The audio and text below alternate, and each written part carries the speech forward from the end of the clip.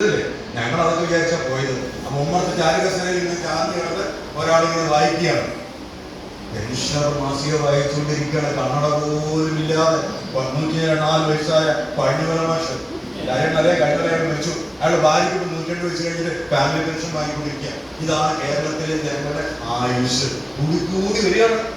ഇന്ത്യക്ക് സ്വാതന്ത്ര്യം കിട്ടുമ്പോൾ ഇന്ത്യയുടെ ആവറേജ് മനുഷ്യായുസ് 46 വയസ്സായിരുന്നു. ഇപ്പൊ തിരിച്ചിട്ടാ മതി, ഏതാണ്ട് 64. കേരളത്തിലോ കേരളത്തിൽ പോവാണ്. കേരളം 76, 80 കഴിഞ്ഞ് 100 കടന്ന ആളുകൾ തന്നെ ജീവിച്ചുകൊണ്ടേയിരിക്കുകയാണ്. ഇവർക്കൊക്കെ മാസത്തോടെ പെൻഷൻ കൊടുക്കണ്ടേ? അതുകൊണ്ടാണ് ആളുകൾ പറയുന്നത് പെൻഷൻ കൊടുത്തു മടുത്തു എന്ന് പറയുന്നത്. ഇങ്ങനെ പെൻഷൻ കൊടുക്കാൻ പറ്റും, ഇങ്ങനെ ജീവിച്ചിരിക്കല്ലേ? അതുകൊണ്ട് ഇത് ബുദ്ധിമുട്ടാണെന്ന് ഒരിക്കലും ഒരു ധനകാര്യമന്ത്രി പറഞ്ഞിട്ടുണ്ട്. കൊടുക്കാൻ കഴിയില്ല എന്ന് പറഞ്ഞിട്ടുണ്ട്. ഇങ്ങനെ അധികാരം കൊടുക്കാൻ കഴിയില്ല. അതുകൊണ്ടാണ് ഇപ്പോ പെൻഷൻ കൊടുക്കുന്നതിൽ നിന്നും ഗവൺമെന്റ് പിന്മാറണം എന്നുള്ളടത്തേക്ക് എത്തുകയാണ്. അതിന്റെ ഭാഗമായിട്ടാണ് PFRDA നിയമം 2002 നടപ്പിലാക്കാൻ ശ്രമിച്ചത്.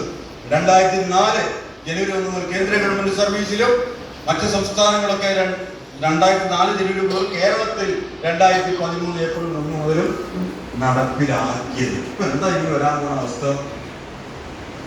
സംഭവിക്കാൻ പോവാണ്. പെൻഷൻ ഇല്ലാത്തൊരു കാലത്തേക്ക്, പണ്ട് നമ്മുടെ മുതുമുത്തച്ഛന്മാരുടെ കാലത്തേക്ക് വീണ്ടും ഇന്ത്യ രാജ്യം പോവുകയാണ്. പെൻഷൻ ഇല്ലാത്തൊരു കാലം. നിങ്ങൾ ഈ അടുത്ത ദിവസങ്ങളിലൊക്കെ ഫേസ്ബുക്ക്, വാട്സപ്പ് ഒക്കെ അതാണല്ലോ പ്രധാന പണി, അല്ലേ? അല്ല, അതാണ് പ്രധാന പണി. ഫേസ്ബുക്ക്, വാട്സപ്പ് ഇരിക്കുക. ഇനിയിപ്പോ കണ്ട് കേടുവന്നാലും എത്ര കാലം കേടുവരില്ലേ? പോയ ഫോട്ടോ വെച്ചിട്ടുള്ള ഇരിക്കലാണ് ഇരിക്കുന്നത്. ഈ കഴിഞ്ഞ ആഴ്ച ഫേസ്ബുക്കില് ഒരു സ്ത്രീ കരഞ്ഞു